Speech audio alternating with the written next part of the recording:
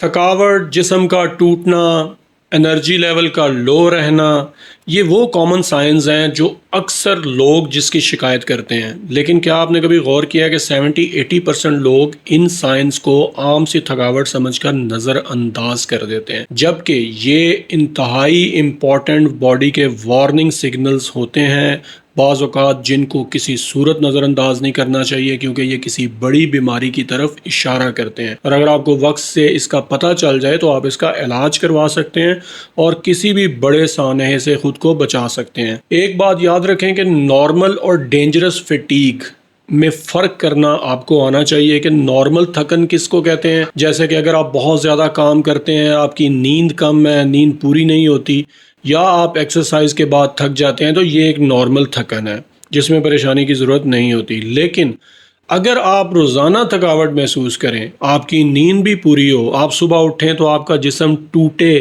آپ کو جسم کے مختلف حصوں میں درد محسوس ہو، آپ کو انرجی لیول اپنا بالکل زیرو محسوس ہو، کوئی کام کرنے کو دل نہ کرے، تو پھر آپ کو کبھی بھی ان سائنس کو اگنور نہیں کرنا چاہیے. یہ باڈی کے وارننگ سگنلز ہوتے ہیں. اس میں کون سے پاسبل کازز ہو سکتے ہیں، کیا کیا وجوہات ہو سکتی ہیں، یہ جاننا آپ کے لیے بہت ضروری ہے. جیسے کہ سب سے کامن وجہ ہمارے یہاں اس میں مختلف وائٹامنس کی ڈیفیشنسی ہے، جیسے وائٹامن D3 ہے، وائٹامن B12 ہے. خاص طور پہ یہ دو ایسے وائٹامنز ہوتے ہیں جن کی کمی سے یہ تمام علامات ظاہر ہوتی ہیں. اس میں جسم درد کرتا ہے، آپ ہر وقت تھکے تھکے رہتے ہیں اور کمزوری فیل کرتے ہیں. اس کے علاوہ ایک اور ریزنز ہے کہ آپ کے گلے میں یہاں پہ ایک چھوٹا سا غدود ہوتا ہے جس کو تھائرائڈ کہتے ہیں.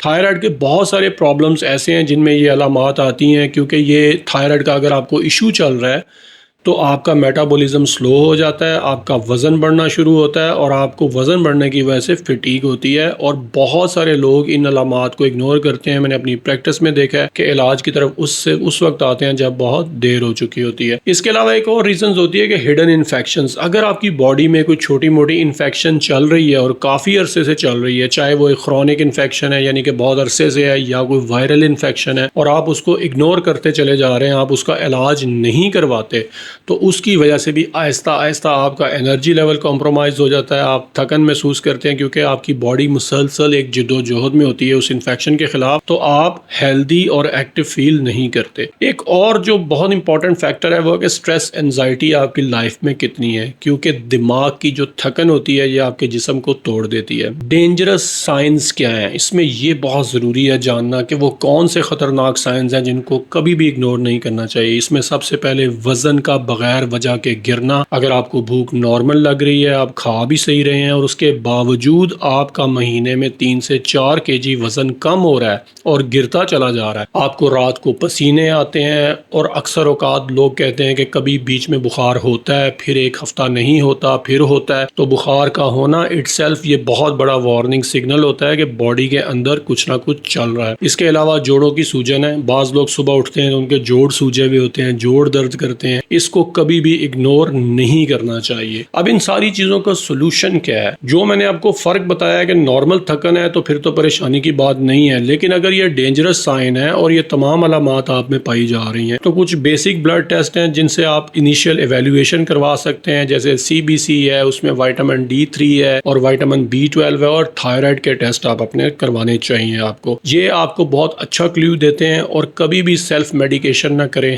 ہمیشہ اس صورتحال میں اپنے ڈاکٹر سے مشورہ کریں. جزاک اللہ.